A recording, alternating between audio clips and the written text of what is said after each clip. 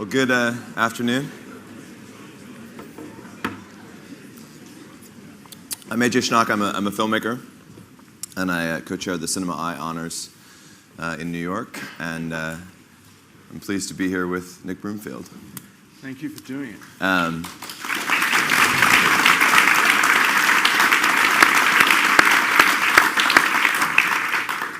Nick, as you may know, is the recipient of this year's Inspiration Award here at Sheffield Doc Fest. So I guess I want to start with the word inspiration and what, maybe who, but also what do you look for or look to for inspiration when you're about to make a film, trying to finish a film? Wow, that's really... It's a really difficult question. It's always like when people say, why did you make this film? Which is a question, actually, I've never been able to answer. It's a bit like saying, who am I think, which is a very dangerous question, too. I suppose I just get a feeling, it's kind of more like a gut feeling. You just think, I'm kind of interested in this, and I want to know more.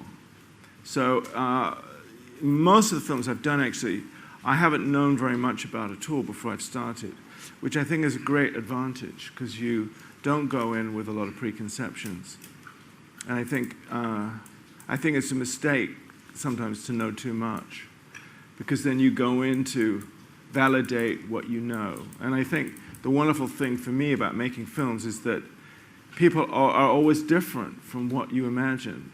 I remember, with Soldier Girls, thinking the drill sergeant was a complete monster, fascist, when I met him at the beginning, and I loved him by the end. And I think what's exciting about films is that your film shows that transition. So you kind of, they're a bit like peeling an onion. You sort of get all those different levels. And so it mirrors, the film mirrors your voyage of discovery. So I would tend to choose subjects, I think, that have a lot of layers. So if you strike out on one, there's something else that's, because filmmaking is very much like being in the lap of the gods, I think. Some films, the gods are with you, and often they're not. And you just need to have enough levels to go to, I think, sometimes there.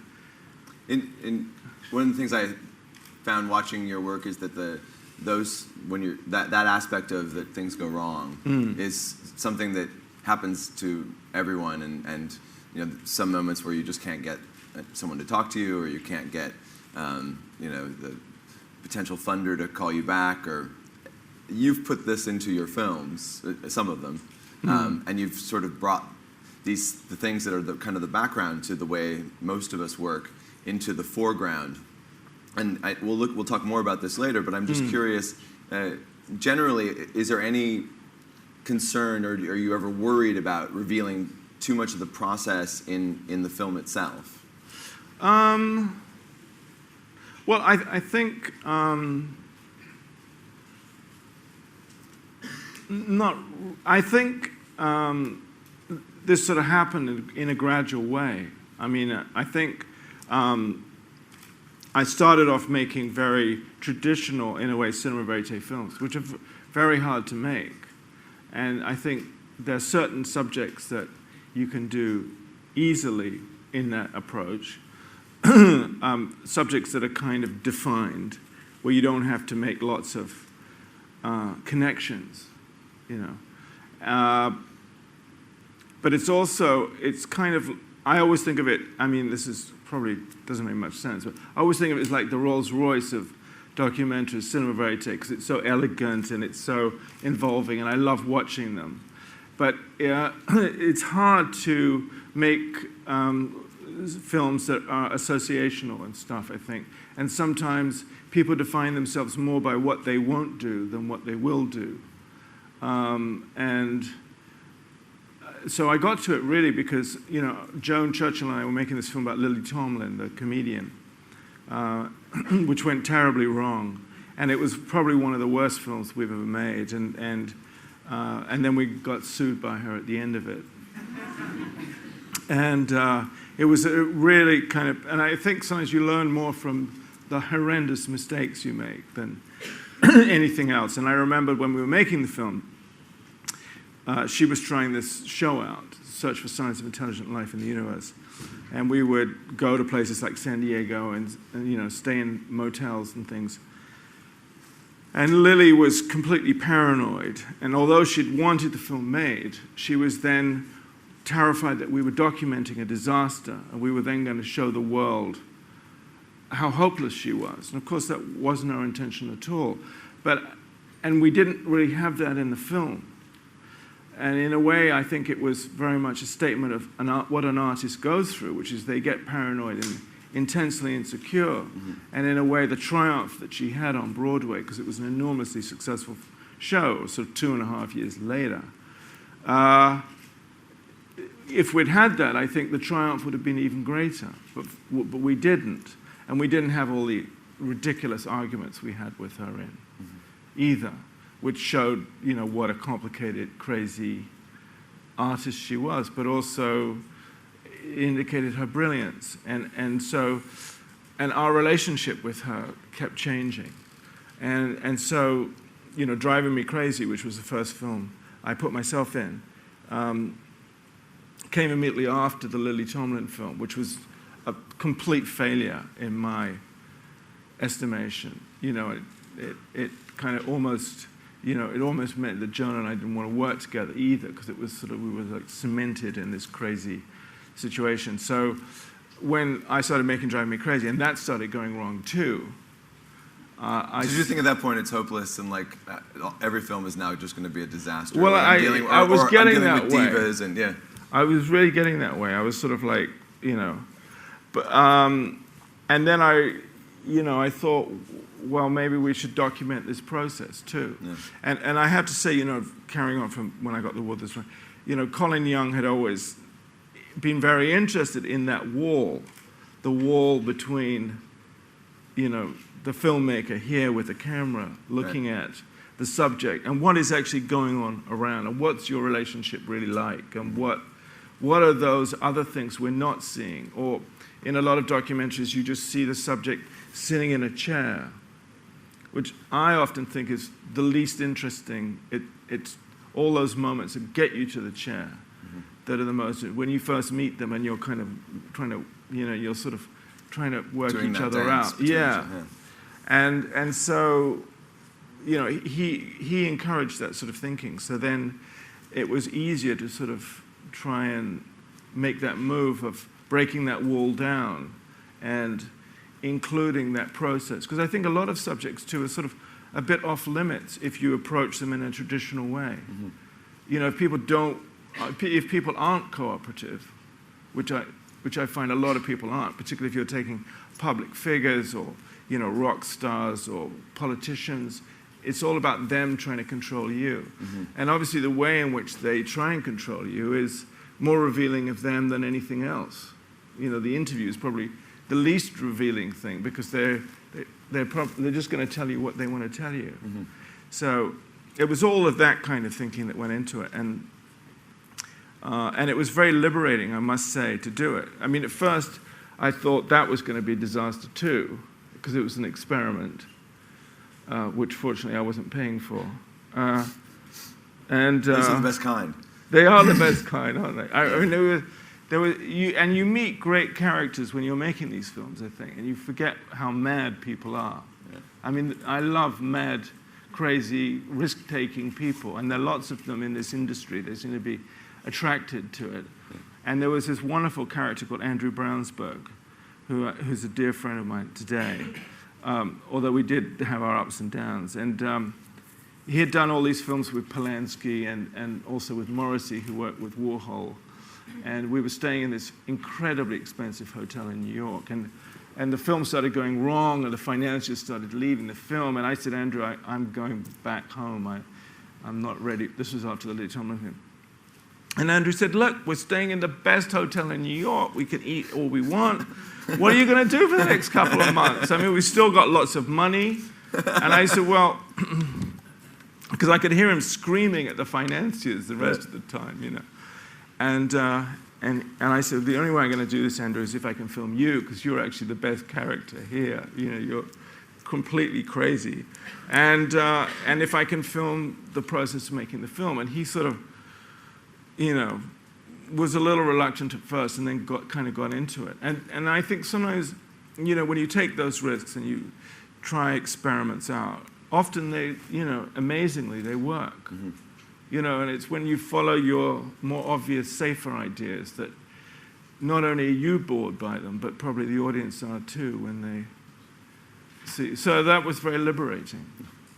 The way we're going to do this today is we have a bunch of clips from a number of Nick's films, and kind of throughout the process we'll throw out for some questions. So I wanted to start in more recent work with your film Battle for Haditha, which is a narrative but uses some documentary techniques in terms of shooting and also the use of real people who had been there and in that environment. So why don't we start with, which is the very beginning of the film, and maybe the most straightforwardly documentary thing that's in the film. Let's start with this clip from Battle for Haditha. Constant threat. I get shot at any minute, through any window. I wake up every morning and do the same patrols every day. And basically the only thing I'm fighting for, that I know that I'm fighting for, is to make it home each and every day without getting killed. Because I don't know why we're here. Well, I know why we're here, but I don't know... yeah, I don't know why we're here. I mean, I've seen I'd say about 6-year-old woman all dressed in black in a burqa or whatever they call them, their dresses, pull out an AK from under her skirt and start spraying. Needless to say, she became a combatant, and that's the truth, you know? Like, man, woman, child, if they pick up a gun and start shooting at you, they're considered a combatant, and that's reality. It's also just like hunting. I've hunted deer and coyotes and shit. It's like a person thinks the same, tries to think like another person would with a weapon. So it's it's ultimate style of hunting is war. Like, this is the planet Earth, the body, right? The body's planet Earth. And Iraq is the cornhole, the brown hole, the asshole, whatever you want to call it, with a bunch of dingleberries, insurgents. A bunch of dingleberries hanging around, just waiting for a shitstorm. And we just happen to be the fucking turds going through the asshole, and all the dingleberries just surrounding us, trying to kill us. That's what I think about Iraq. It's a giant butthole.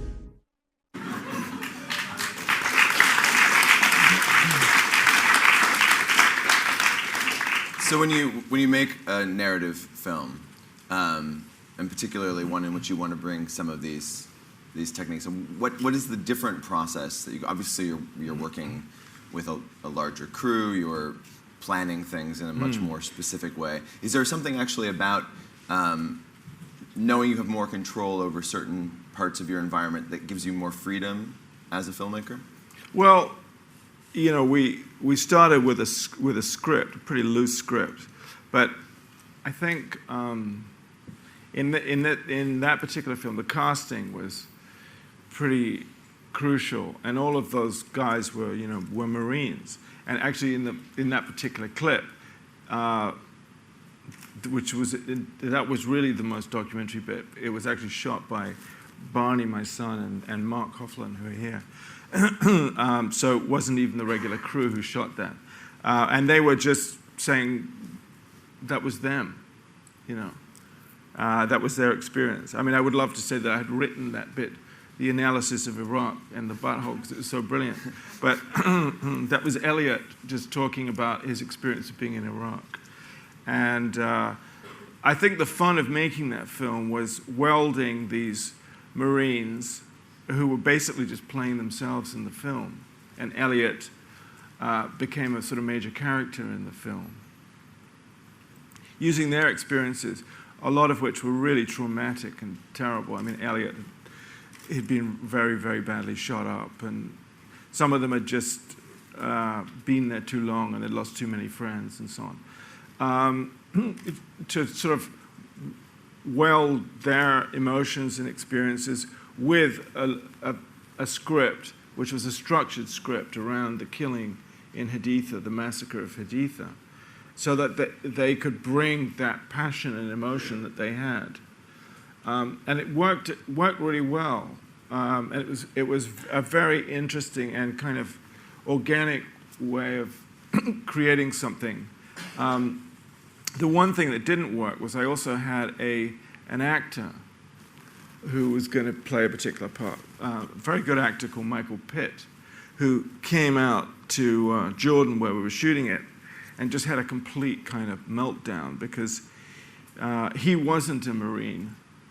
And suddenly, and I realized it was a tall order. He was suddenly, because all the Marines were living in barracks. We built barracks for them. And so they just become Marines again, like feral Marines in Jordan, and completely paranoid and crazy.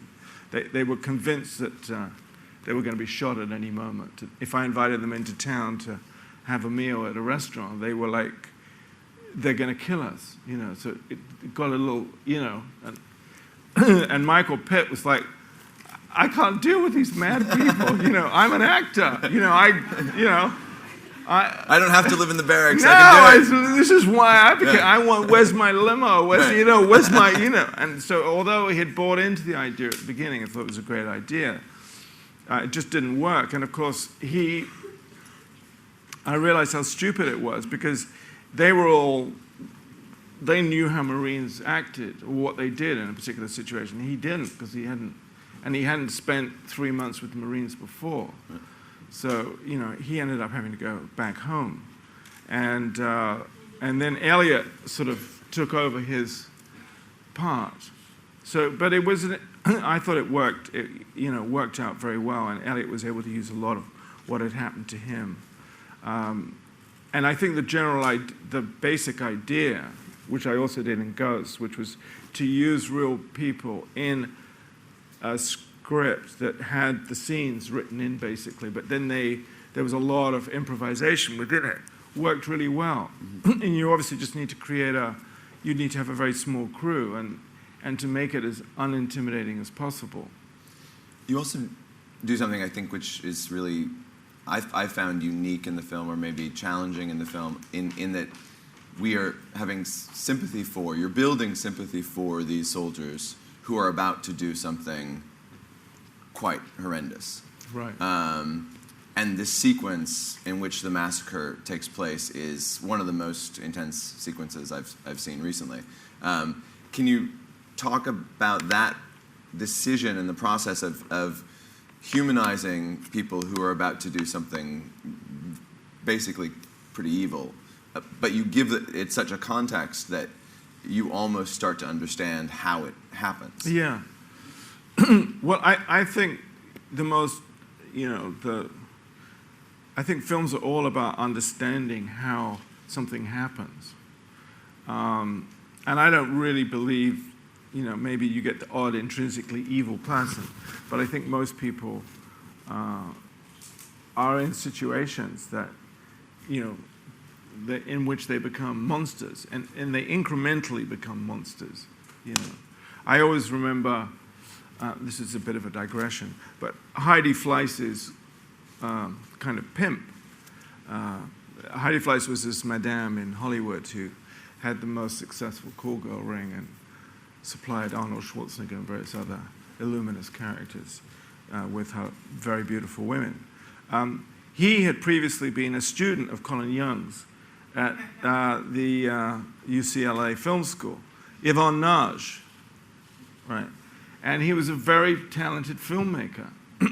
And only had sort of had a hard time making films in Hollywood, ended up making some porn films, and then ended up, and he still thought he was the same person who had been at Colin Young's film school. And I thought, I better watch out. This is a slippery slope. And of course, I think that happens to a lot of people. They incrementally change. And I think what happened, obviously is a much quicker process than something like what happened in Iraq. But these Marines were trained in such a way, in such a crazy way, that they just become like disembodied almost. And it's not in the film, and I haven't seen a film in which it's in, even in films like Restrepo and all the rest of it. The humor is so, it's beyond crude, and it's like if you shoot a baby at point blank range, that's something you really, and it's funny in that world, in that little bubble, Mm-hmm. and then obviously when they come back, it's not funny at all. They're monsters. But it's that environment that enables people to do completely insane, crazy forms of behavior that I think film can capture. It's very much like when you film in an institution, institutions all have their own ways of doing things, and they don't have any perception of how they appear in the real world or the outside world. And I think that's exactly what you can get across in film, because obviously you're the messenger in a way, and you're filming something which will be viewed by an enormous audience. So you're kind of making that translation.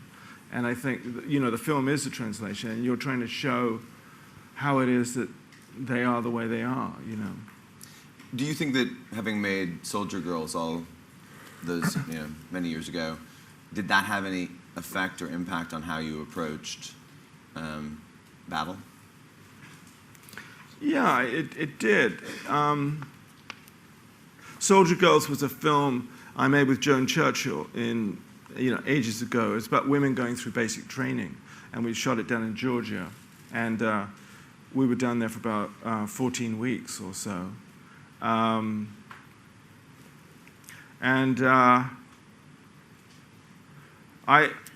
think the most curious thing for me was I really liked most of the soldiers, even the lieutenants and the sergeants, because they were pretty crazy, but they were really good fun to hang out with, and you knew if you were with them in combat that they would stay with you, that they would protect you, which is also why I think these embedded films are very dangerous to make, because you kind of also sort of, if your life depends on them, it's very hard to be objective, and that bonding is so intense. So yeah, I liked a lot of them, and I understood a lot more about the way they were. In Soldier Girls, there was this guy called Sergeant Abing, who was a complete brute. I mean, he had all the girls, in the dirt doing, push-ups and stuff all the time. And then you saw another side of him, which is, he'd been in Vietnam. He was actually very, he'd been to college. He wrote, actually really quite wonderful poems, which we didn't have in the film. But, and he had just been, I think he also genuinely believed that, they were all going to be shipped out to places, and they're going to be in combat, and he'd better get them used to what that was like. So when they were sort of pulling the heads off chickens and stuff, and which is an amazing scene, killing rabbits in front of the girls, which is pretty primitive and ghastly. They would literally just, I don't know if you've seen the film, but they would get a live chicken, and the guy would put the head of the chicken in his mouth and just pull the rest of the body off, and then chuck it in the middle of the girls, like that. And this headless chicken would then be fluttering around, and all the girls scream. And I think he knew that they were going to see a lot worse than that, and so it would be easy just to paint him as a monster, but you need to understand kind of where he's coming from, and I think that's what makes an interesting film too. We have a clip from Soldier Girls, and this is one of the girls seems to be losing it a bit in this sequence. So let's watch this.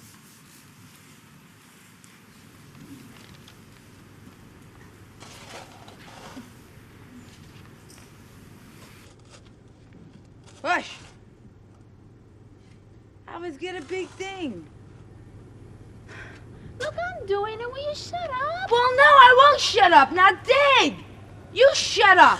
I'll dig my own pace. No, you won't dig your own pace, because I'll put you down there.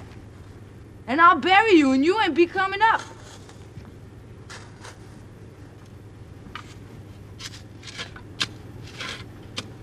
Pushing it from one side to another ain't gonna make a hole. Dig! Alves, I'm picking all that dirt and putting it in there. Now dig. What are you doing, Alves? What are you doing going like this? This ain't doing nothing. Yes, it is. It ain't doing nothing. Dig! Dig, girl! Dig! Just remember, Go I to got it. the shovel. Dig! Oh, what are you gonna do? What are you gonna do? Hit me. Come on, hit me. I'm waiting. Hit me. How come you don't like any of the girls in the army? Huh? We all giving you a hard time? Huh, Alves? We giving you a hard time? Alves. Answer me, Alves. Alves, every time you don't answer me, I'm putting another shovel full of dirt down there. Alves.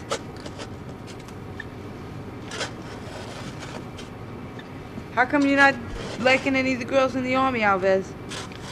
Alves! I want to talk to You the have sergeant. to start digging. I want to talk You're- to the sergeant. Let go digging. of me! Let go! You gotta stop digging!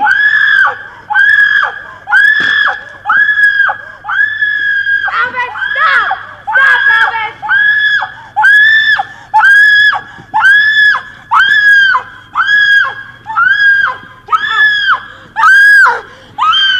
Get up!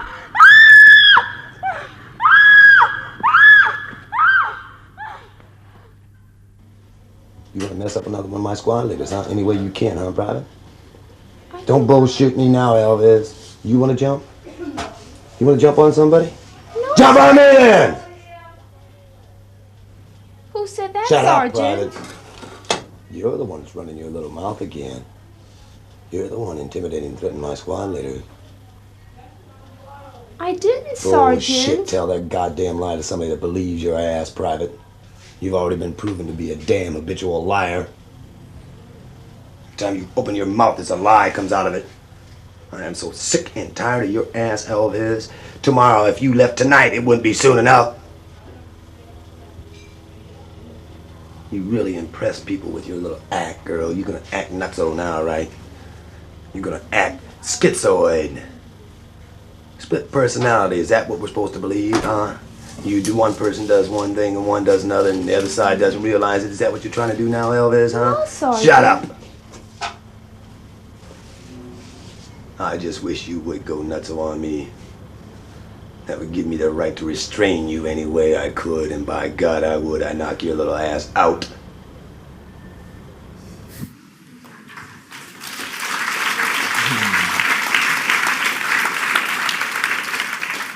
I think Soldier Girls is one of my favorite documentaries ever, and it's the access is so extraordinary. You get so close to the characters, and there's so many arcs for everyone. Hers in particular, there's the scene afterwards where she basically says like, "Yeah, it's all an act." Right. Yeah. I want to get out. I just want to get out of here. Yeah. Can you talk a little bit more about working with Joan and the process of gaining such trust to get that close to them? Well, I mean, I'm pleased you brought Joan Churchill up, because I made lots of films with her and met Joan through Colin Young. I think Joan is just an amazing cinematographer and can kind of go into a situation and make sense of what's going on. And I originally started off shooting, but in a very primitive way. I was like this, I couldn't go and Joan is able to really intuitively go in on the right characters at the right time and shoot these very long, beautiful takes. I mean, I think one of the great things about film is that there is this thing of real time. You can see how things, I think a lot of films are much too cut up, you know, and what I enjoy is seeing how a scene actually escalates in real time. You know, the process by which kind of very extraordinary bits of behavior happen. And what the most interesting thing is how you get there. And film is the only medium that, you know, can record that. You know, how long it took for, you know, Sergeant Abing to, you know, escalate into saying completely crazy things to Alves. And I think often arguments are very interesting if you can film them in real time, because it's not the outcome that's the most interesting thing, it's to see how it builds. So, and Joan could shoot that and in such a fluent and amazing way, and it was just the two of us shooting. And I'll often, you know, I think in a situation like Soldier Girls, it was very good that we were, you know, Joan could relate often much closer to the women and could go into the barracks, you know, at any time. And I think, you know, being a bit of an outsider, being British was quite useful, because they can never quite work out who you are. But the access was actually pretty easy to get. And, you know, we went and met with some people in the Pentagon. And, you know, we just got permission. In fact, they said sort of choose which fort you want to go to and just let us know. In fact, we started filming in Fort Dix before. And it was, we decided, you know, we didn't like the characters as much. And so we'd already seen Sergeant Abing before and a couple of characters. So we went back to Fort Gordon and shot down there. And the thing is, in something like basic training or in all these institutions, which have a lot of things going on in them, they don't really have a lot of time to worry about you being around with the camera. You know, they're doing their training program, and at a certain point, they just decide to get on with it. And you're there to make a film, so you might as well maximize on that. You know, you have to be a little, obviously, pushy, and you have to find out what's going on, and you can't get all squeamish about being there or not being there. I mean, you're there to make a film, and you just get on with it. And so I think that, yeah, obviously you talked, I mean, I would never, I mean, I think we had a lot of arguments and disagreements with Sergeant Abing, particularly as we got to know them better about some of the things. But I think that makes you closer to them. It's not like you go in and tell them only what they want to hear. So I think you get a relationship with the girls, and you get a relationship with the sergeants, and it just depends on genuinely how much you like them, I suppose, how that works out. And you talked about Joan, and whether it's her or some other close collaborator that you're working with on a project, what do you hope for in terms of working closely with another person and creating a film? Well, I think you want a kind of seamlessness, and obviously you want to work with somebody who you don't have to talk too much. You know, you kind of know what you're going to do. I mean, you can't sort of go into a room like that and have a discussion about how you're going to shoot it. Things happen so quickly. I mean, on the Sarah Palin film, some of the situations was just so nuts that I don't blame people for freaking out. But there is a particular thing, I suppose, where, you know, you're there to make the film, and you're going to do it even if you go down with the camera doing it, kind of thing. And we've been ejected from this big meeting. In fact, Mark Hoffman, who was here, was being kind of, the security had him, they were desperate to get his footage, and they had his nose down in a table, and they had his arm up his back, and they were ramming his head against the wall. And the person who should have been filming that just freaked out. You know, they just kind of went into free fall.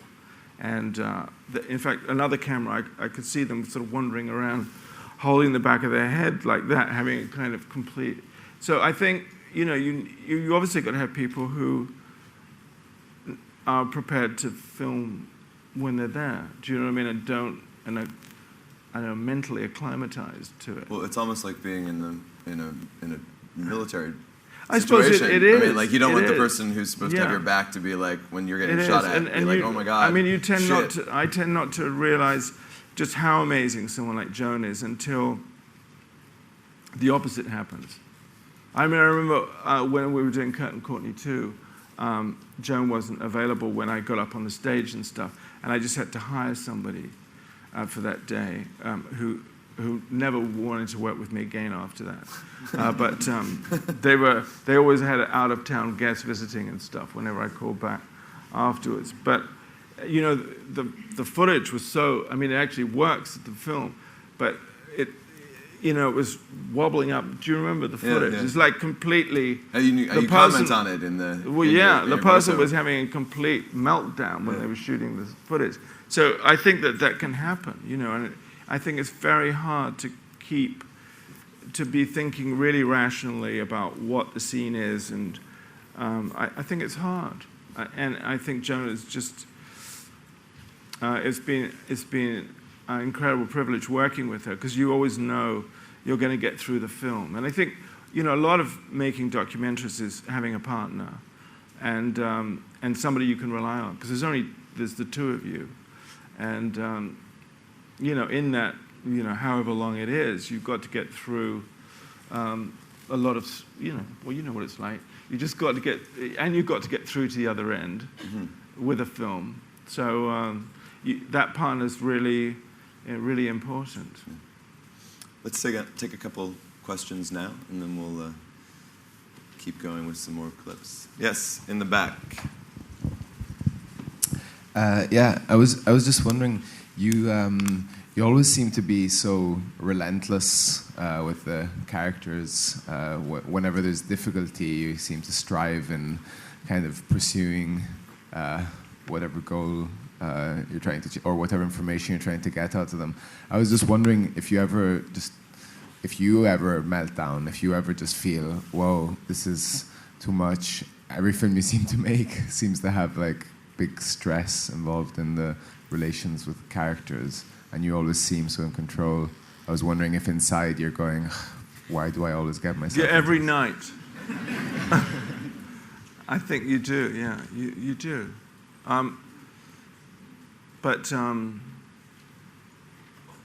Well, everyone makes a different film, and I'm sure everyone would make a different film with different characters. 10 different filmmakers would have made entirely different films if they'd been making Soldier Girls, for example. And it's very much who you relate to and who you are that is very much reflected in the film. And maybe, I'm attracted to or have a need to film those kind of combative or extreme situations, or I feel they're, I have a need to sort of find some kind of truth or whatever. It might be the truth in an entirely different direction, and I've been barking up the wrong tree. But all you can do is sort of follow your intuition, I think. And obviously that, that changes depending on what life experiences you have as well, I'm sure, and in terms of which characters you relate to. And I suppose it is obviously a very personal journey too. And I think films are very much born out of the chemistry of you and whoever you're working with, which is also why I think the partner's very important, and because I think the film is a product of that situation. It's not just one person being the director. Another question? Right here in the front. 1 second, I'll bring a mic to you. Right here. Hi. I was wondering what happened in your life that made you switch from an observational documentary style to a more performative one? Because it's a big switch, absolutely excellent, and it works fine. Although I even thought, and actually think still now, that although you are behind the camera, your subjects still react to your presence. In fact, it's all based on the trust you established. But what happened to you, or have you, experienced anything that made you decide to perform, not perform, but be in front of the camera, like in Eileen Werner's, for instance? Well, I think it's different each time, really. And Eileen Werner's had I suppose generally, I think it's easy to get a lot of humor into the films if you're in them, and you have more control, and you can make scenes that would be irrelevant in a lot of, the thing is, if you're doing a traditional cinema verite film, you kind of need a beginning, a middle, and end to sequences. You need sequences because you're not explaining them with voiceover, and they kind of need to be self-sufficient scenes, and they need to make sense. Whereas if you can interject and set them up, you can take little bits of scenes, or you can take seemingly irrelevant bits of footage and make it very relevant and work.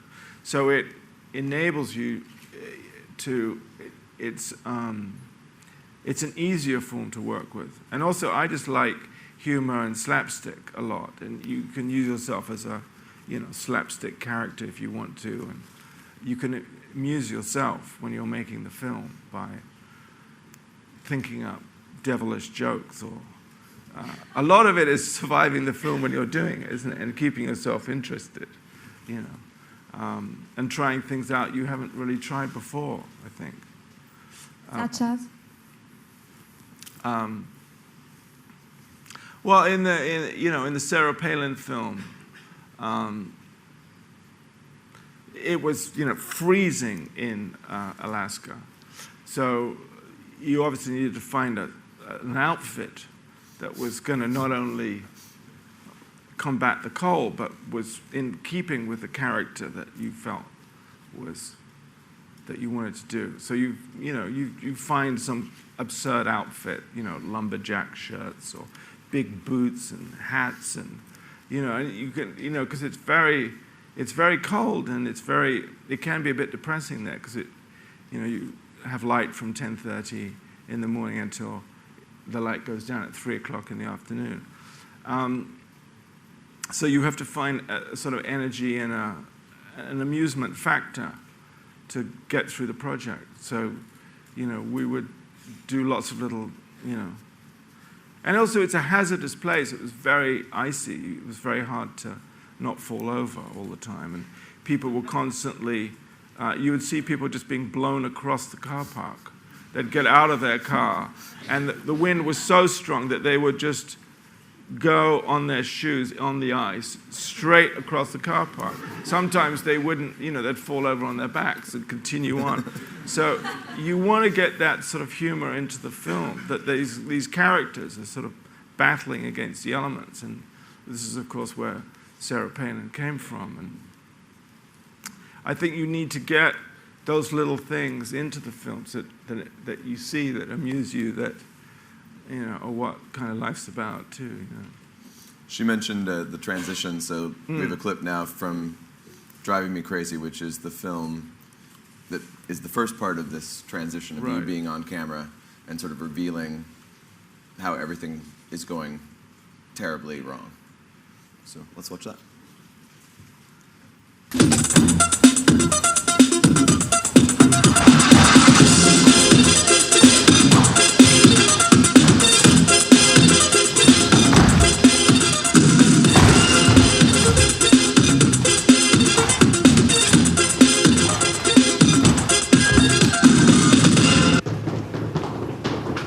Andre leaves after an hour and a half. He has to go and meet a couple of journalists. We carry on filming, but the remaining singers and performers start to ask whether they're auditioning for the film or for the show. We have stupidly sailed into a major deception and made a bad situation worse by being so disorganized. I am not temperamental. You've got 35 people waiting around for 2.5 hours, and it's not just about the film. You have to be considerate of these people's time and energy. These are dreams. You don't fuck with dreams. These people are out here because they want a job. They believe in what they're here for. Do not waste their time. Now, if you want me to run this for you, you let me run it for you. I got them here. I won't see them abused. I won't see anybody taken advantage of. You understand? Who do you think I've abused? Everyone. Now you got people waiting for 2.5 hours, and you won't stop getting footage on this group here. You got enough footage. Okay? Now you got people that have been standing around here, very good, well-known people waiting out there. I'm sorry. Don't be sorry, just be organized and do it my way, okay? Or don't do it. So now can we start with the singers? I'm serious. Room 421, please. Andre Howard.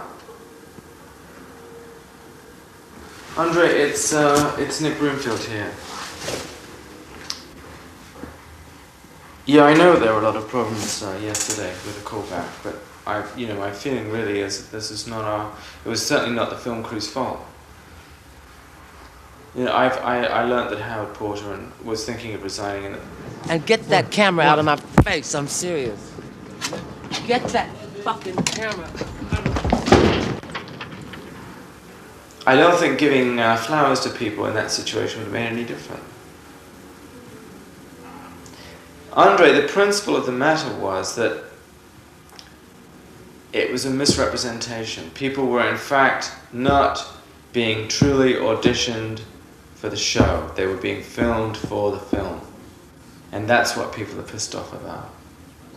And that's something I don't feel I'm to blame for. You intend to announce to all the dancers and choreographers that the film will be cancelled as of Monday.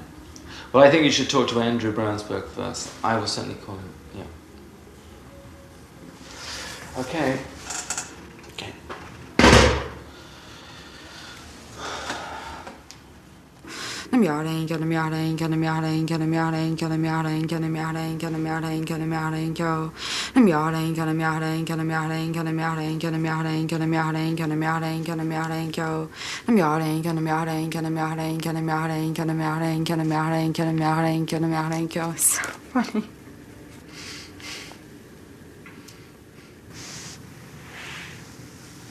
The situation is now desperate.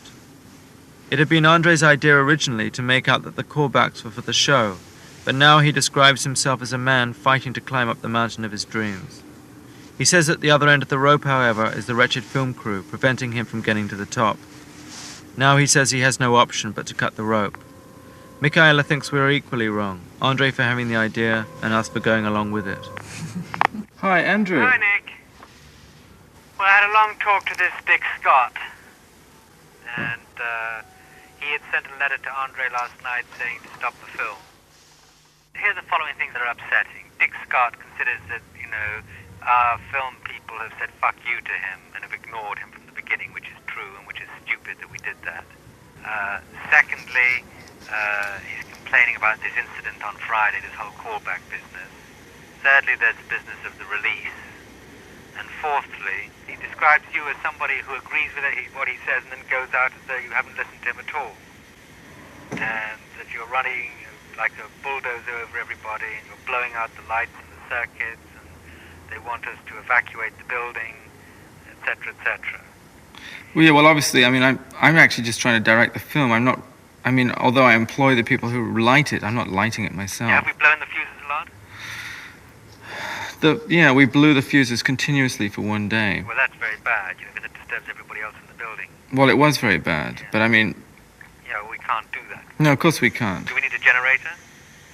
Well, we tied in the end. It was unfortunate, and I did clear it, and Dick Scott happened to be there at the time. Is it going to be okay from now on? Yeah, it will be absolutely fine from now on. And unfortunately, Mercedes got swatted on the head by the camera, which wasn't very helpful either. But then, of course, she ran into the camera as much as the camera ran into her. Yeah, I know, but it's up to us to be invisible. Right. The thing is that I'm going to fix it tonight somehow by spreading a little bit of cash around, and I'm going to try anyway. Right. I'm assuming I'm going to be able to fix it this time. I mean, I think from Andre's point of view, and he said it several times, the most important thing to him is obviously the show, and he needs to feel he's loved. And clearly, the film is something very expendable, so it's the first thing he's going to dump. Yeah, exactly, of course. And he's getting a little freaked. He was very freaked when I talked to him yesterday. I mean, his solution always seems to be to give everyone flowers, and I, told him I didn't think that was to do with it. Yeah, but what he means is to charm them. And I understand that. I'm going to have to charm this Scott. Unfortunately, your charm has run out. Yes. Besides, they look at you with great suspicion. Why is that? I wonder.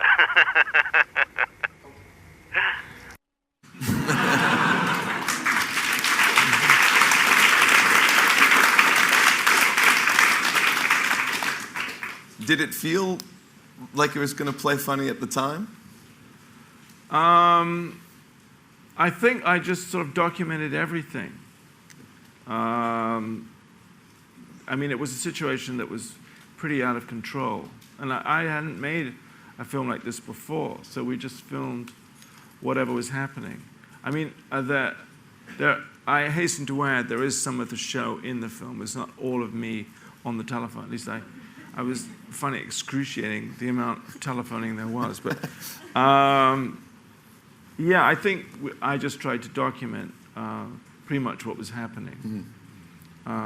Obviously documenting a lot of Michaela, too, the assistant of Andre Heller, this lovely yoga teacher that he had along. I'm not sure that she was strictly relevant either. But that's kind of why I left her in. Yeah, I thought so, yeah. Well, it was nice to see her again. I haven't seen the film for a while. So, I mean, it was a combination of very extreme characters. It was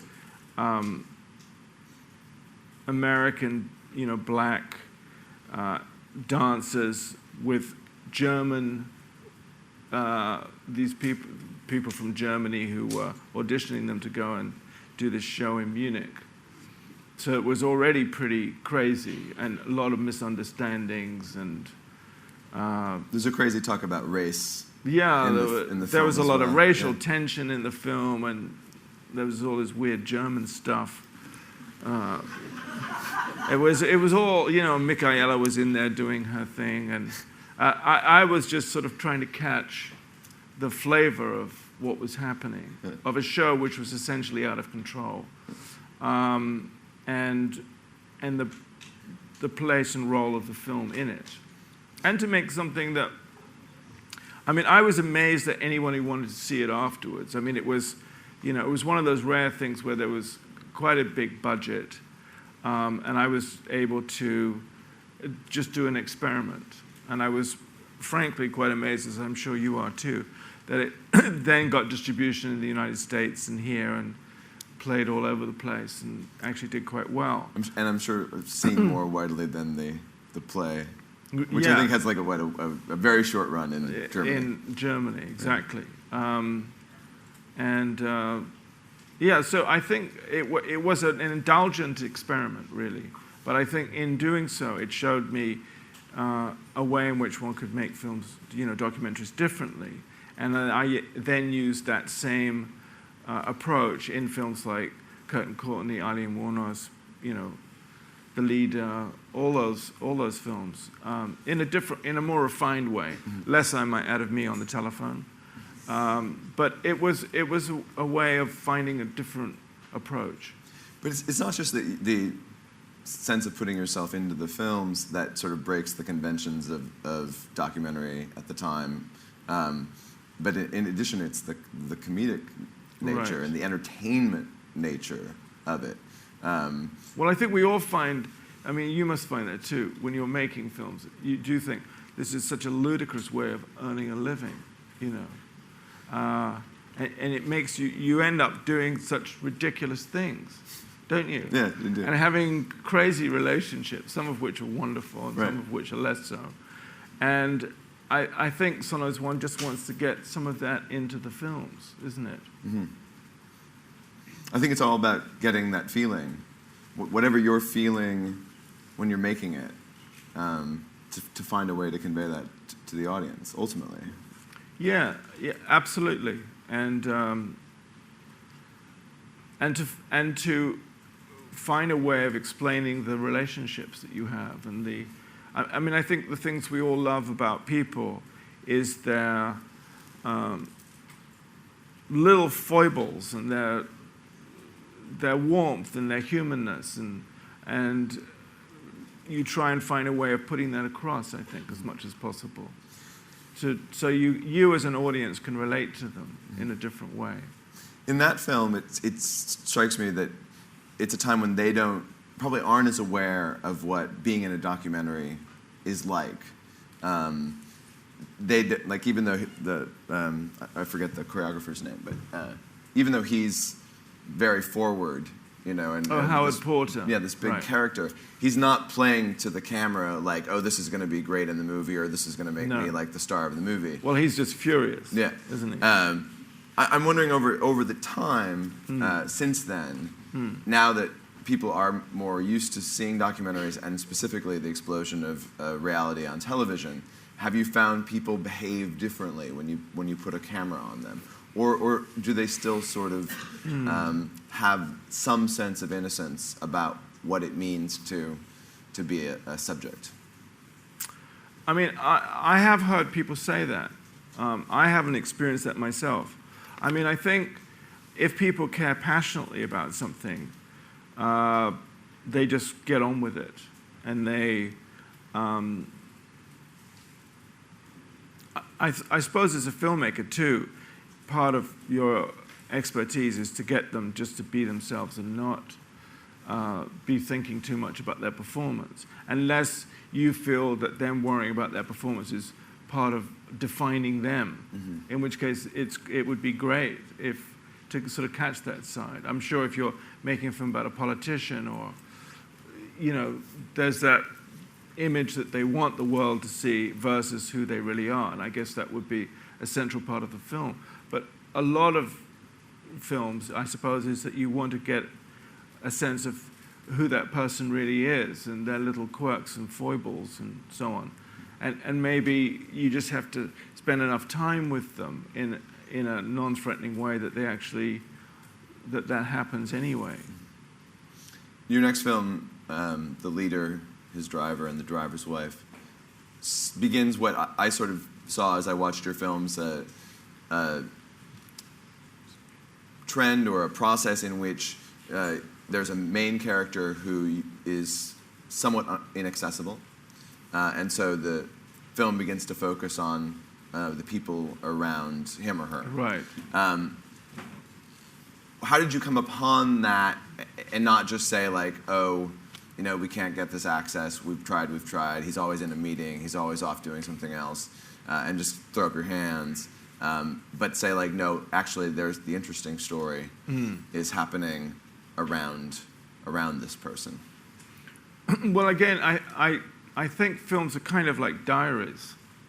They're like, this is my time of 3 months in Ventersdorp, which is where we were filming this film, in South Africa.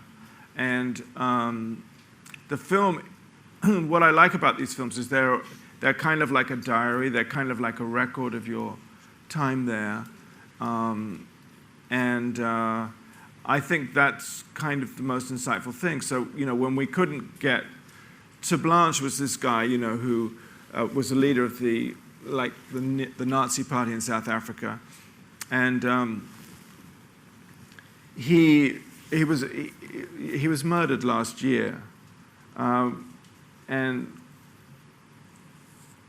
he was a kind of he was probably one of the few evil people I think I've met. He was just a really mean guy, and a real bully, and very inaccessible, mainly because he thought we were a bunch of film students and not worth dealing with.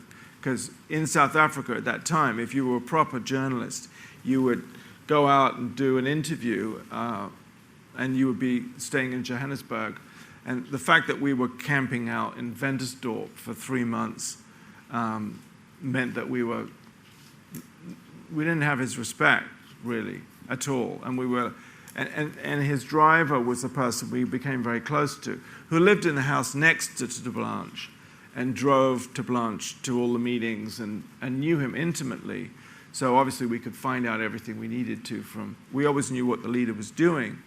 But the leader just dismissed us, and it seemed to me more important to get a sense of his underlying character than to take him seriously and interview him about his political views about what was happening in South Africa. I mean, we all knew what his political views were, and frankly, I didn't really want to hear much more. So then a lot of it was just trying to annoy him as much as possible, which helped us with our time in Ventersdorp, which is not a lot going on in Ventersdorp. And so we would, think of things that would make him really irritated, where he couldn't really say we'd deliberately done it, but were nonetheless really niggling and irritating, and he would just get in a foul mood, and we would film him, and the driver would say, "You're making my life hell," he takes it out on me. But so it was a kind of amusing way of doing a film, which I thought was also very revealing about the apartheid regime in South Africa, which it was kind of a black comedy about the white right, I think, and it was a way of not taking them too seriously. They were kind of like a dad's army that were, had a lot of pretension, but didn't really have a lot of underlying power. So I wanted to find a film that would tonally reflect that didn't overemphasize their importance, that was also quite funny, and also revealed to Blanche as a kind of monster, Let's watch a clip from the leader, his driver, and the driver's wife.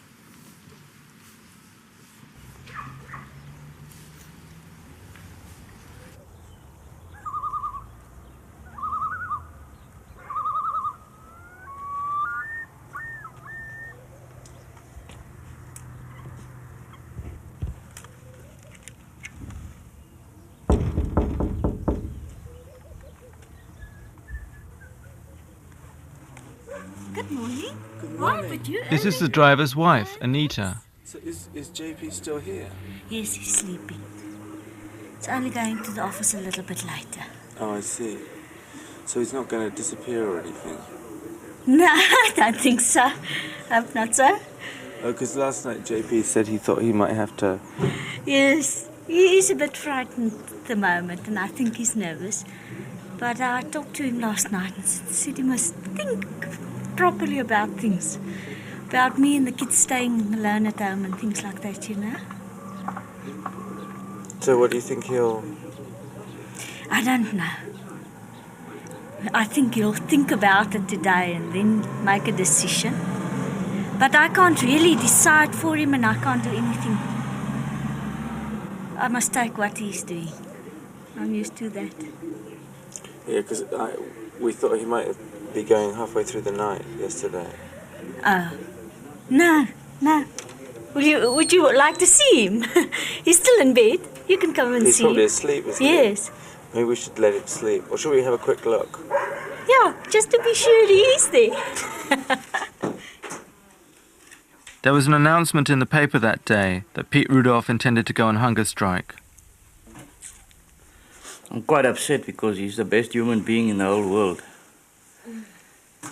And looks to me like he's going to become the second Bobby Sands, or the South African Bobby Sands, as the newspaper says.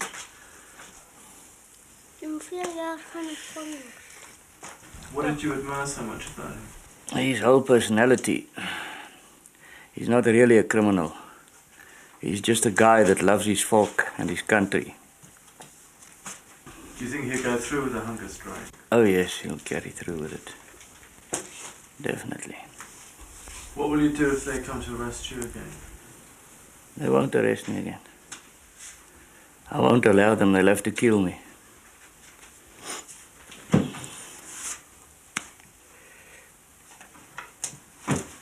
I'm sleeping with a Luger right next to me. Will you seriously use it? Yes, I don't think I'll try seriously to kill somebody. But I'll definitely make a lot of noise and force them to shoot me. That I'd do.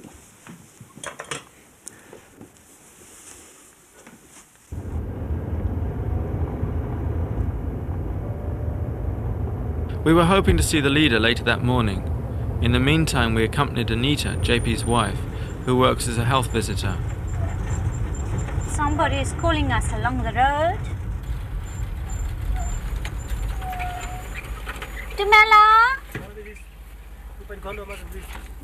Just hold the line.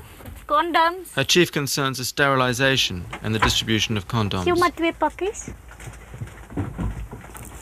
Hoe kom ek nou weer daar by die huis by daai paadjie op, nee? Ja, hierso. Alright. Dankie, Ra. Mooi bly.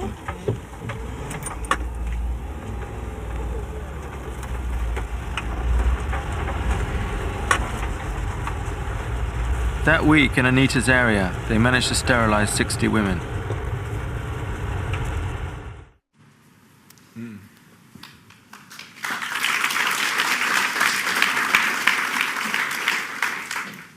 The tone shifts in this film are so remarkable, and the Right. pacing of it is so great. And what I love about that is when you meet this woman, she's just like she couldn't be more charming. Like, she's the sweetest lady you'll ever meet. And then a few minutes later you find out she's going around and sterilizing as many black women as she can.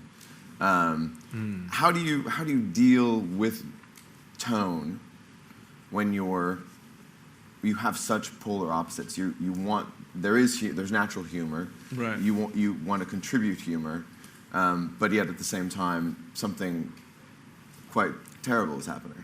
Well, I think that's how, on the whole, terrible things happen, because they're just so much a part of everyday life. They're not really that divorced from it. It's not every time you have something as extreme as a Holocaust. I think in a lot of war situations too, there's a lot of humor, and there's a lot of it just all happens within. I think that's how all these things kind of happen.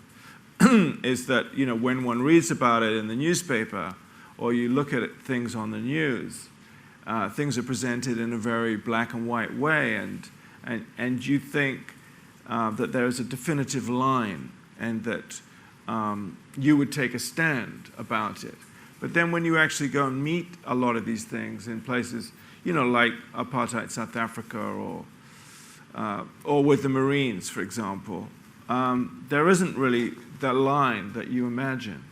And things are much more complicated and much more confused.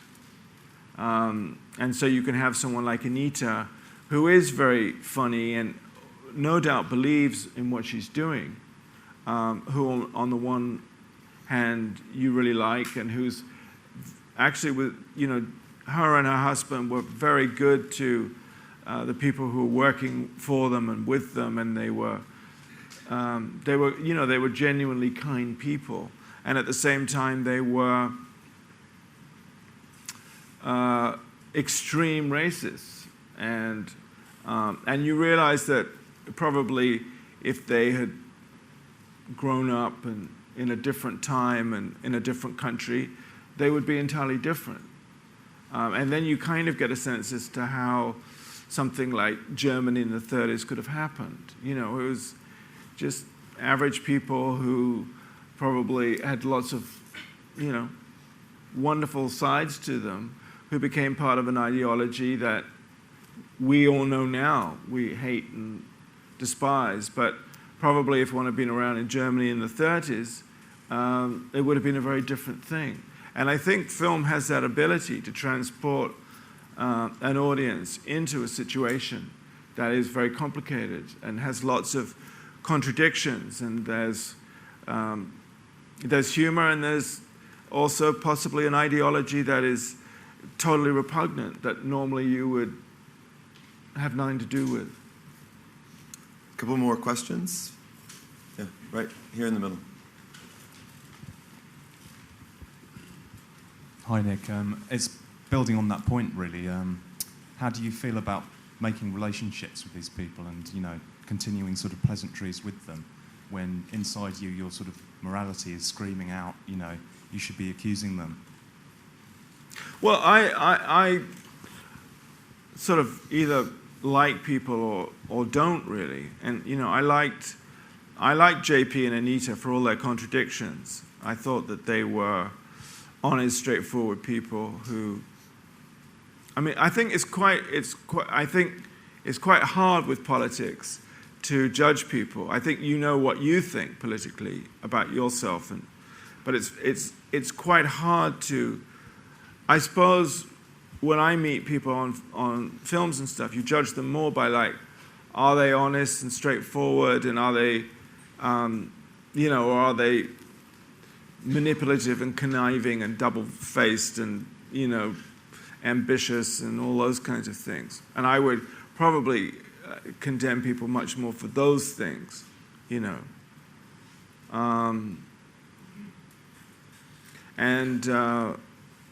I always remember when Jonah and I made one of our first films. It was called Juvenile Liaison, which was about the police in Lancashire, intending to do well, but completely mistreating young kids of sort of underage. You know, I liked the police. They were just kind of, they weren't trained to do what they were doing. And they weren't inherent fascists at all. They just didn't know what they were doing. But the interesting thing that happened was that we were then backed by the British Film Institute, who were this, you know, kind of very liberal organization, who buckled under the police pressure completely and then banned this film for 14 years. This was the first film I made out of film school. And I remember thinking at the time that, you know, politically I probably agreed with the BFI in their sort of liberal politics, but I'd far prefer to have the police behind me as a team, because they knew what they believed and they stood for, you know, they at least stood for what they believed in. And I think, so that I think there's a contradiction. I think, you know, like, you know, when you're with the Marines and stuff, you know that they're going to stay behind you and they'll be, you know, they're kind of loyal friends, which I guess in an immediate human way is very, very important. And I think, you know, the problem often I think can be with, you know, with liberal politics too, is that people don't always, they're weak too, and which is very unfortunate. So I think you know, it's just you know, human condition is very complicated, I think, and it's sometimes it's underlying human values that are more important. After you made The Leader, you kind of go into a series of films with somewhat notorious characters at the center. Eileen and Heidi Fleiss and Courtney Love. Right. Since you had already, Eileen wasn't a celebrity, but she was, you know, clearly known for her crimes and for being a woman on death row, the first woman who might be executed. But you had the situation with Lily Tomlin that didn't go well. And I'm just wondering if when you started to approach these people who had more of a level of fame or people knowing who they were, what were your thoughts sort of going into these various projects, just thinking about, I'm dealing with someone that the public has an idea about in their head already? I don't think that per se had much effect on me.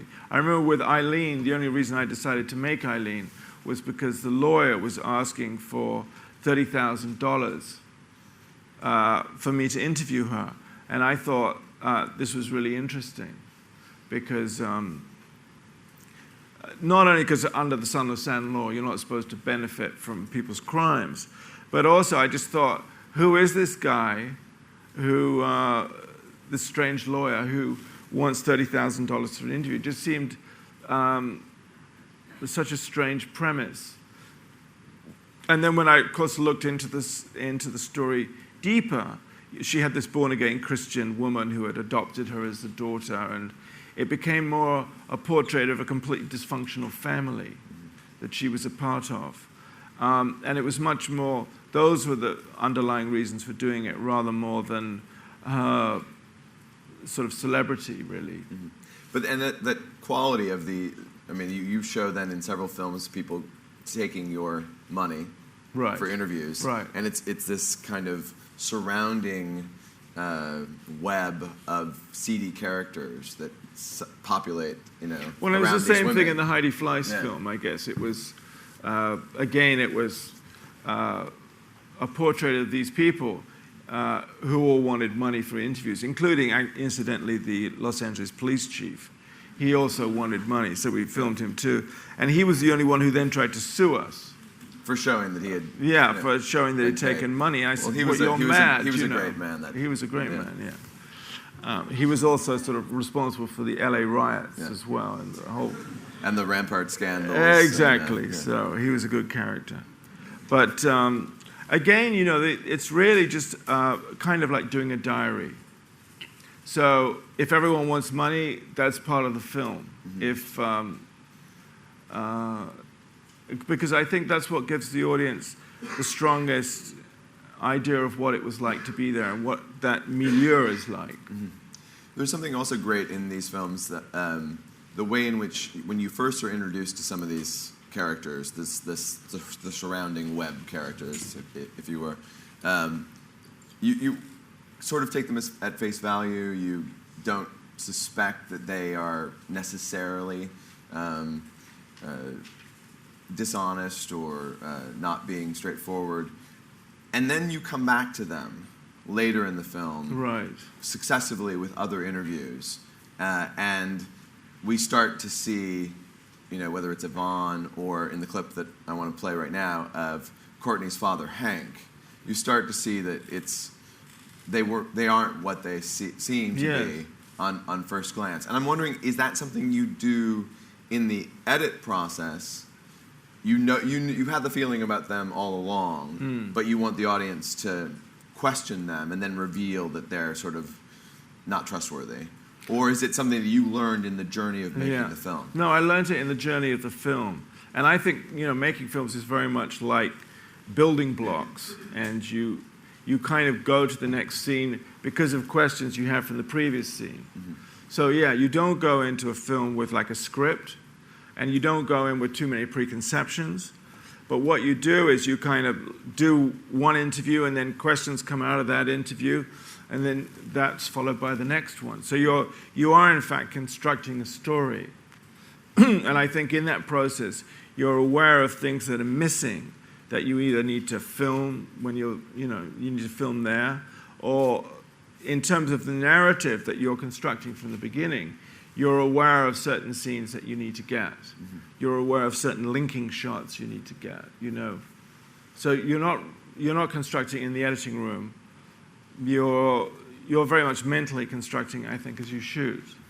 And then, in the editing room, obviously, you've got to go through miles of footage, and obviously, but the basic structure, I think, you've got when you in the shoot. It's in your head. Do you do that yourself, or do you work with your producer or your story editor?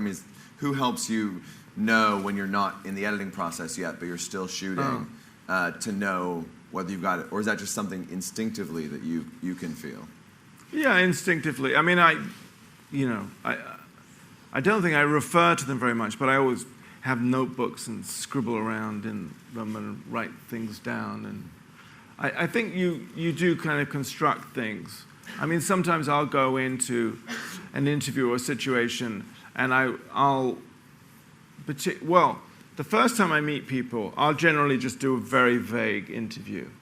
I'll let them talk. I'll guide them a little bit, but I'll let them basically just talk, And then from that, you get an idea of who that person is, and things come back to you that they've said that at the time you don't even notice, but then funny little I can't think of a comment right now, but certain little quirky things they say come back, and you think, generally things that kind of interest you that aren't the most obvious things. And then maybe you put that in another subsequent interview.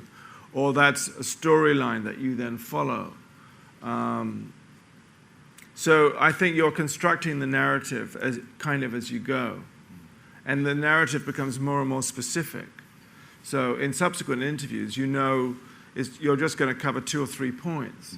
You're not going to cover the big thing. And also, I guess in the film, it's very rare that an interview often covers, because you're trying to tell a narrative with tension, an interview can't cover very many points. It's probably 1 or 2 points. So when you go back for the subsequent interviews, you're hammering away at those few points, really, because you know what you want by then. Let's watch this clip from Kurt and Courtney where you reapproach Courtney's dad, who in the first interview says he thinks that she had Kurt killed. Right. But the person I had the biggest problem understanding was Hank, Courtney's father. I wondered why he hadn't tried to support and defend his daughter. Here we are again, Cinema Verite. How are you? No time to talk, just filming. Good, fine, how are you? Good. Got a nice car this time. Yeah, BBC does its best. Yeah, well, I didn't get any of it, but that's okay. I asked him if it was true he'd got Rottweilers to discipline Courtney as a child. No, pit bulls. Pit bulls? Yeah, no, originally, this was way back in 1982, when I first got the pit bulls. It was primarily to put some peace into our house. I got the dogs because I liked that particular kind of dog. But you said it was... And then when Courtney came around, she wouldn't play with the dogs anymore, and she never came back after that. So it did the job that it was supposed to do, and that it was designed so that Courtney would have to either learn to deal with these kinds of dogs and me, because that's my kind of, they say people are like their dogs. Right, you're kind of a pit bull. Yeah. But but then maybe it's not surprising that you and Courtney don't have such a great relationship. No, but I told her what the rules were. Tough love rules. She was a minor. She couldn't smoke in the house. She couldn't do heroin. She couldn't turn tricks, and she couldn't bring her weird heroin buddies around anymore. Those are the rules I laid down, but she was welcome there any time, and she broke every one of those rules right away. That's when she was only 16, 17. So the reason she's alienated from me is because of the, quote, tough love that we tried to use on her. She's hardly going to like you anymore with all the theories, that she might somehow be involved in Kurt's death and stuff. Well, I'm not in the business of getting Courtney to love me or even like me. I'm in the business of trying to look out for my granddaughter and myself. But I don't know. It just seems strange that, with one's own daughter, that you wouldn't want to have. Well, I do.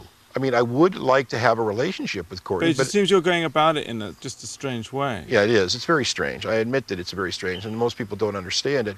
But what course have I got? I don't understand it really either. No. What course have I got? Ask yourself, what course is open to me? There is no other course. She has made it the escalated battle. I have not. There's been many... Well, no, but the two of you are kind of at war. Yeah, it's a great war, and I hope the public watches it. I want the public to see... Yeah, but what's the point? I mean, she's your daughter. Well, but husbands and daughters, I mean, you saw the War of the Roses. You've seen husbands and wives fighting. You've seen daughters and fathers and sons and daughters and fathers. Families fight all the time. Why isn't our feud as interesting as the Hatfields and the McCoys? It's a family feud. It happens to be a public family feud. It's a fairly incredible state of play. Made it public. Well, when someone's own father is saying that maybe his daughter is a murderer or murderess in this particular. That's correct. Instead of saying, look, if you've got a problem, maybe I can help you with it, or maybe I have done that. That's all been done. Those are exhausted remedies that have been taken care of or exhausted long, long ago. Those are remedies that were exhausted long, long ago. And there's no chance in the world that those are going to be patched up. But is this the best way of telling her you love her? No, I'm not telling her I love her. That's not what I'm trying to say. What are you trying to say to her? I got her number hanging. I got her figured out. She can't get away. I got her nailed. That's what I'm trying to say. It's still tough love, and I'm still the father. Period. Cop out to me, maybe we can work something out. But keep on bad rapping me. I'll keep kicking your ass. I told her that from the beginning. I'll keep kicking your ass. Don't take me on. I'll kick your ass. I don't care how big a show it is. I don't care if you got $177 million. I'll kick your ass because of one Achilles heel that she has. I know how she thinks. I know how she works inside. I've got an inside track on her mind. Her mind's set. You can take all the LSD and do all the cosmetic surgery you want. You can't fool me, because I know what her next thought's going to be.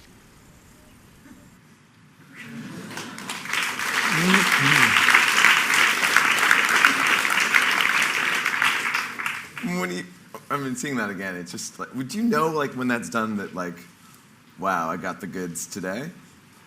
Well, I think you know when you got a good interview because you're very engaged. Right. And it's more like a conversation than it is, it's you and, you know, it was me and Hank. And yeah, we knew each other. I guess we knew each other quite well. And Hank obviously enjoyed the sort of, you know. Yeah, I mean, he loves that you're riling him up. Yeah, he loves the challenge. So, and it's good to give that to people, isn't it? Yeah. And it's exciting to do it at the time. I think those are always the best interviews, too, because they're more like conversations and they're entirely spontaneous.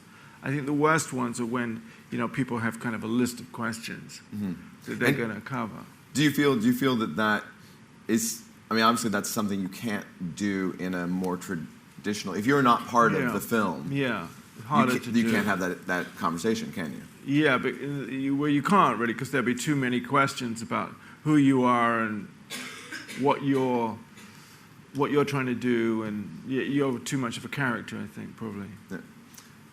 It's time for, I think, a couple questions before we start to wrap up. Right over here in the third row.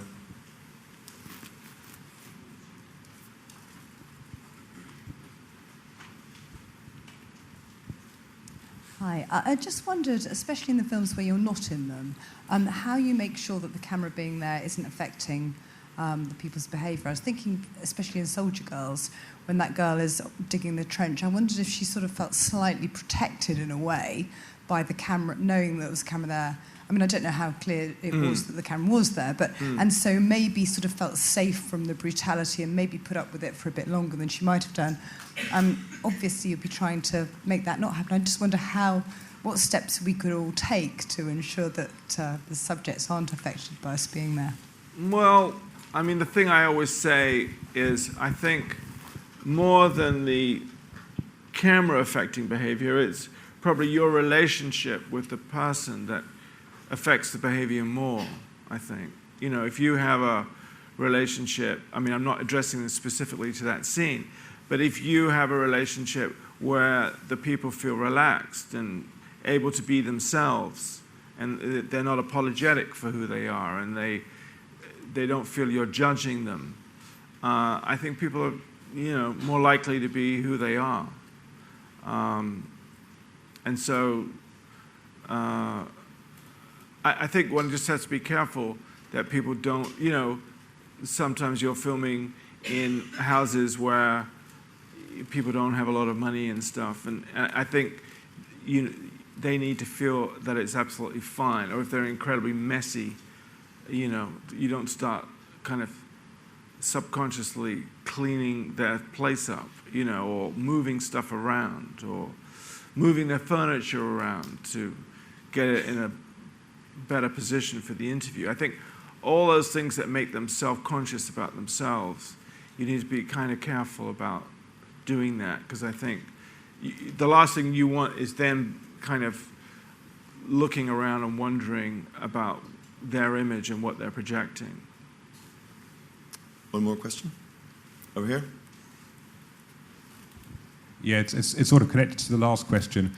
What happens if you think that somebody you're interviewing is starting to lie? If somebody, for example, in that situation, who may like performing to the camera, may also start to lie to the camera, how do you think about that, and how do you try and interrogate that and get well, to you'll just say to him, "I think you're full of shit," or whatever you wanted, whatever seemed appropriate in that interview. You would just say, I don't, you know, you would just challenge them. Because I think the challenge would be fun in the film, wouldn't it? Yeah. I mean, there would be no point in going along with it unless you wanted it to be apparent to the audience that they were lying. I mean, I suppose in all these scenes, what we're really saying is that in a sense, you are the, you know, you kind of are the messenger, aren't you? You're kind of, well, you're bringing one world to another world, and you're trying. So you're constantly thinking about what am I showing the audience with this, or what am I telling them? What are they going to understand from this scene? What do they need to know to understand about this scene? And that question will obviously guide you in the interviews as to what is appropriate, how appropriate it is to push them or to challenge them. I mean, I suppose if you want to show them as blatant liars and you feel that their lies are obvious to the audience, you would just encourage them to carry on lying, and rather than challenging them. On the other hand, if you felt, if it's a more combative situation, then you go the other. It's difficult to say. I suppose the question I always ask myself is just, what am I trying to tell the audience with this scene? Or what's it about, really? I want to end with one of my favorite scenes from Heidi Fleiss and from your films, which maybe is appealing to me, particularly because I studied journalism before going into documentary filmmaking, and there's so many comparisons between what it means to be a journalist and what it means to be a documentary filmmaker. And right. This is, well, you'll see it. Let's watch.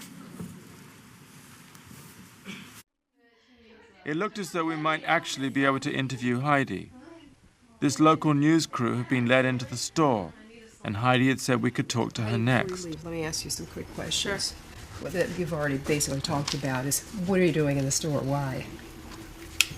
I think that it's a good way to channel my energy, and I also have to go to my outpatient program at Impact House. It's right on the way, so it's easy to stop here and then go right up to Impact House. Yesterday was your first day. What kind of reaction did people have in the store? Were they surprised, or what to see? Everybody's very supportive, very positive. But then, when it came to our turn... So this is the closest we've got to you on camera in nearly 2 months. Well, I had to be fair as I can here, right? Okay, they're doing that documentary. They want to film me right in the middle of my trial. What do you think? Crazy, huh? In the middle of the trial? Yeah, like right now, would you think that I'm fit to do an interview? About what? The trial? About what? You're interviewing other camera crews about whether you should be interviewed by us. I just want to hear someone else's opinion here, who's kind of in this same thing. What would you do if you were me right now? You think your rest of your life is going to be decided for you? That you're out. I probably would be in the house with the covers over Trust my me, head. I'm depressed, and that's what I feel like. I've never been so depressed. I think of checking the hospital at night. Really? Yeah, because it's depressing. This is your whole life. Yeah. It's going to be decided soon. Yeah, it's scary. So your entire life. Yeah. Is going to be decided for you. Yeah. So, who are these people? Sorry? We're Who just are you? chitting Who and are chatting. you? I'm holding You're a 5. Just because you've got a number on yours and I haven't got a number on mine. Yeah, She said, who are you? I haven't said who are you, have I? Yeah, but she's got that, and I've got this, and a number says it's are okay. Like, who are these people? And I'm talking, and I have no idea who I'm talking to. This is outrageous. I've never seen anything as outrageous. And suddenly, this is the voice of reason here. They're from a British. Because she's got a 5 on her little thing, she's the voice of reason. Are you doing this just on Heidi, or is this a whole part of society? I've devoted 6 months of my life to this. They're from the BBC. All right, 6 months to Heidi? Yeah. He's doing a documentary. Okay. That's what it is. And next time I get a number on here. BBC is not here. You see, BBC doesn't have numbers, it's just BBC.